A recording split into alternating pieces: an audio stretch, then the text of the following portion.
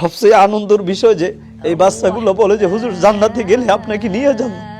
এটা যে কতটুকু আনন্দর এটা আমি আসলে বলে শেষ করতে পারবো না।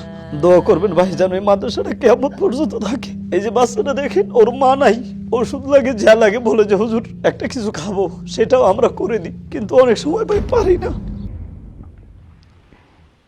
কিছুদিন আগে এমন হয়েছে যে আমি বাচ্চাদের মুখে খাবার দিতে পারি না, তখন নিজের কাছে এতটাই কষ্ট লেগেছে যে আসলে আমি পারতেছি না।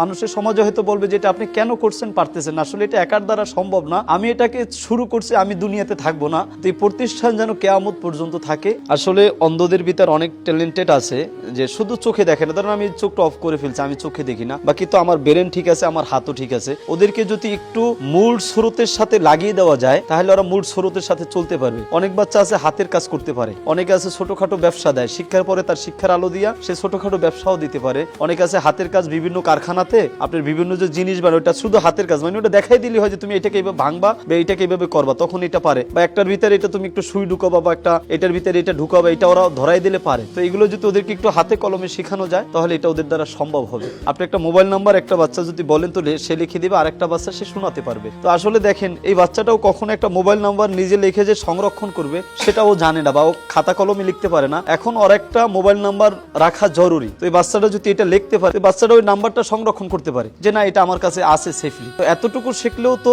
তার জন্য আসলে একটা ভালো আনন্দের বিষয় এবং একটু ভালো পারলো। একটা মোবাইল নাম্বার এই হুজুর বলতেছে কানে কানে, আরেকজনে সেটা পড়ে শোনাবে। তো এই যে প্রয়োজনটা ওর ছিল, কিন্তু ও তো এটা পারতো না। তো আমাদের মাদ্রাসায় পড়ার কারণে আলহামদুলিল্লাহ এটা এখন পারে। এখানে রেখে লেখা শেষ আলহামদুলিল্লাহ। আমাদের ওই হুজুর আসেন, মেহেদি হুজুর, এদিক দিয়ে আসেন, এদিক দিয়ে আসেন, একটু নিয়ে আসো না, উনি তো দেখেন। হ্যাঁ এই যে এটা দেখেন তো কি লেখা আছে, 01953080171। আলহামদুলিল্লাহ আলহামদুলিল্লাহ।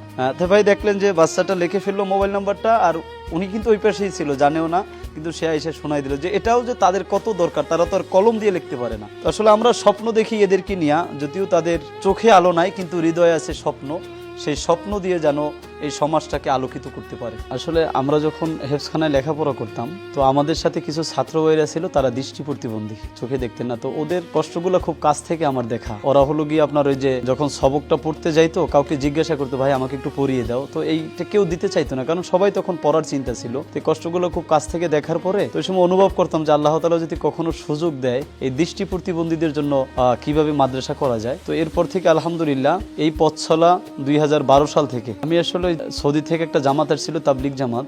তো ওদেরকে ওখান থেকে বেলাইন কিছু লোক দেখছিলাম সৌদির, ওরা এইভাবে বিরল পদ্ধতিতে পড়ে। তো ওটা দেখার পরেই আমার মনের ভিতরে আর কি এরকম একটা আশা জাগছে যে এটা করা যায় কিনা। তো এরপর থেকে আলহামদুলিল্লাহ বিভিন্ন জায়গায় চেষ্টা করলাম যে এটা কিভাবে পদ্ধতি কোথায় আছে। তো এরপর থেকে আল্লাহ পেয়েও গেলাম। তো পাওয়ার পর আলহামদুলিল্লাহ এই প্রতিষ্ঠিত আল্লাহ পাক করেছেন। আমাদের এখান থেকে প্রতি বছরই হাফেজ বের হয়। আমাদের এই যে 2026 সালে আগামী জানুয়ারির 5 তারিখ আপনার মাহফিল আছে মাদ্রাসা বার্ষিক, এবছরও 5 জন হাফেজ হয়েছে, তারা পাগড়ি নেবে, দৃষ্টি প্রতিবন্ধী।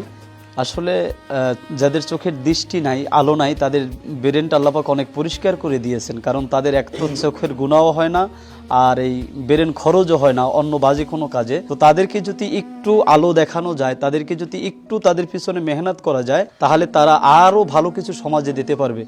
আসলে আমাদের চিন্তা ভাবনা হলো কি যে একটা অন্ধ বাচ্চা, ওর কোনো কাজ নাই, ও বেশিরভাগ ক্ষেত্রে যারা গরিব ফ্যামিলির হয় এবং তাদেরকে দিয়ে একটা ভিক্ষাবৃত্তি করানোর একটা চিন্তা থাকে। তো আমরা ওই গার্ডিয়ানকে বুঝিয়ে বলি যে আপনার বাচ্চাটা তো আসলে শুধু চোখে আলো নাই, কিন্তু সে হৃদয়ের আলো দিয়ে, কোরআনের আলো দিয়ে সমাজকে আলোকিত করতে পারবে। আলহামদুলিল্লাহ অনেক গার্ডিয়ান এই ব্যাপারে জানাশোনার পরে আমাদের মাদ্রাসায় দেয়। আমার পড়াশোনা করাতে সুবিধা হয়েছে, আমি এখন কোরআন তেলাওয়াত করতে পারি, জায়গা জায়গায় প্রতিযোগিতা দিতে পারি। এই প্রতিযোগিতার মাধ্যমে আমি অনেক পুরস্কার অর্জন করেছি। এমনকি প্রতিযোগিতার মাধ্যমে আমি আল্লাহ তাআলা ঘরে গেছি, যেই সৌদি আরবে যাওয়ার জন্য কত মানুষের স্বপ্ন, আল্লাহ পাক আমাকে বিনা টাকায়, আমার আব্বা কিন্তু অনেক গরিব, আমরা অনেক গরিব ফ্যামিলি ছেলে আমি, তারপরেও আমি আল্লাহর ঘরে গিয়েছি এই কোরআনের উসিলায়।